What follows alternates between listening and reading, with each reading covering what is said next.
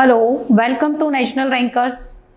मैं हूं आभा गुप्ता सेरीवाल और हम पढ़ रहे हैं क्लास 12 का अकाउंट, जिसमें चैप्टर 10 ऋण पत्रों के शोधन से संबंधित कुछ न्यूमेरिकल प्रॉब्लम्स हम कर रहे हैं। इसके पहले हमने जो प्रॉब्लम सॉल्व की उसमें ऋण पत्रों का सममूल्य पर निर्गमन और सममूल्य पर शोधन, सममूल्य पर निर्गमन और प्रीमियम पर शोधन, लॉटरी के द्वारा लाभों में से शोधन, इससे संबंधित कुछ क्वेश्चंस हमने इसके पहले किए हैं।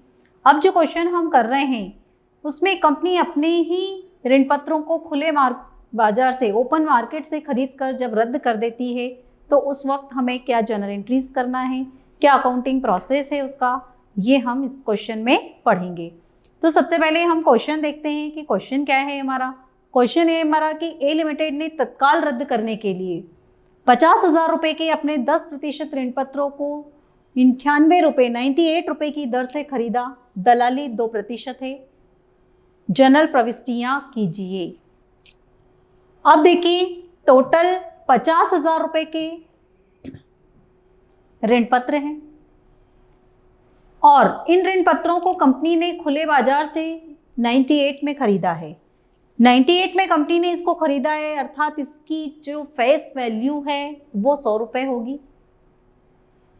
कितनी होगी फेस वैल्यू हमको कहीं दी नहीं गई है, बट ये अंडरस्टूड है कि 98 रुपये में मार्केट से उसने खरीदा है और टोटल 50,000 रुपये के हैं, 10% ऋण पत्र हैं, तो उसकी जो फेस वैल्यू है वो 100 रुपये ही होगी।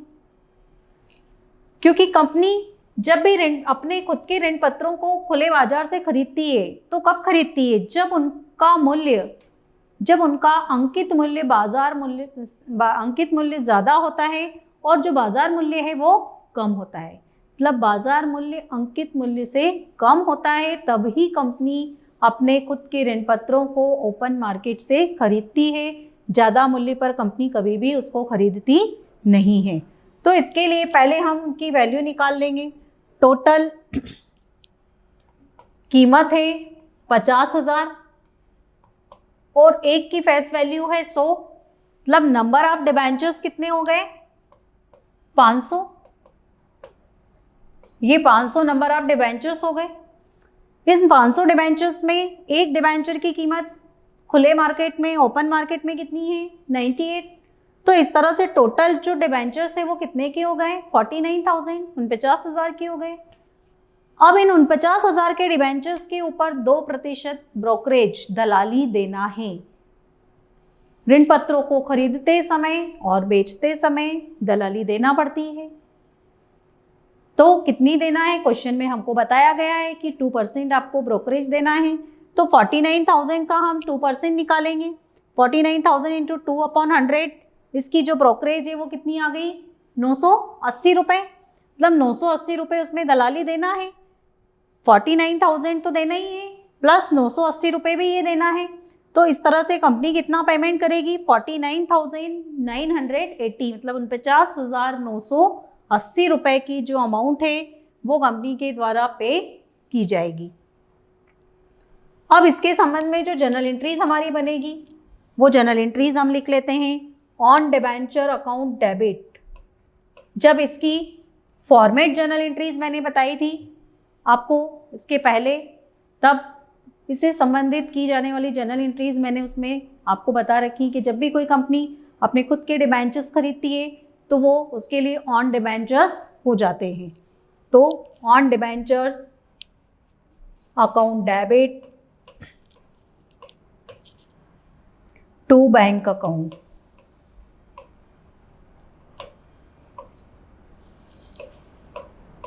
अमाउंट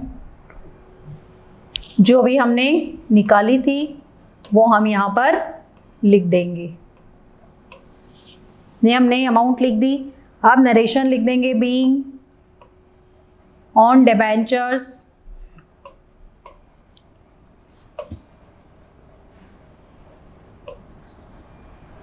परचेज्ड एंड ब्रोकरेज मतलब दलाली गिवन। ये फर्स्ट एंट्री हो गई डिबेंचर्स को खरीदने की। अब इन डिबेंचर्स का कंपनी किस लिए खरीद रही है? डिबेंचर होल्डर्स को पेमेंट करने के लिए। तो ऐसी कंडीशन में क्या होगा, पहली एंट्री तो हमने खरीदने की कर दी, अब दूसरी एंट्री जब करेंगे वो डिबेंचर होल्डर्स का जो अमाउंट ड्यू है वो शो, उसकी करेंगे हम एंट्री, उसको शो करने की। तो उसके लिए एंट्री बनेगी हमारी 10% डिबेंचर्स अकाउंट डेबिट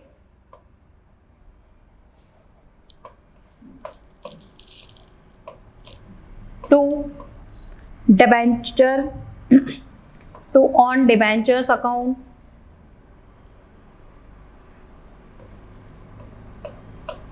और to profit on cancellation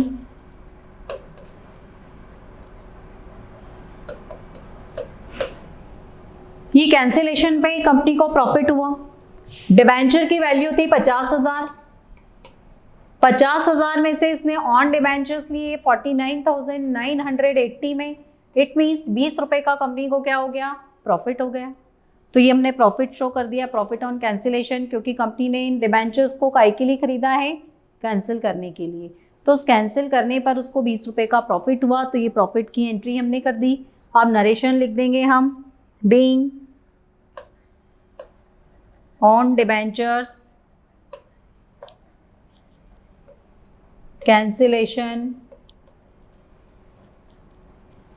with profit.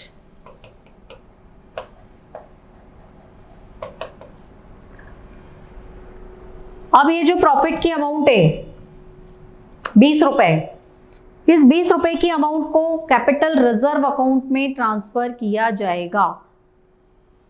तो ये एंट्री हो जाएगी profit on cancellation account debit to capital reserve account.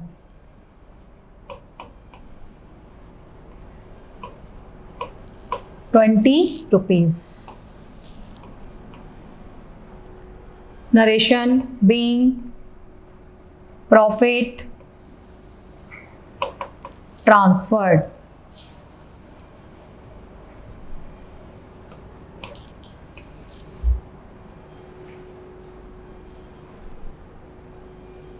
ये एंट्री हमारी कंप्लीट हो गई।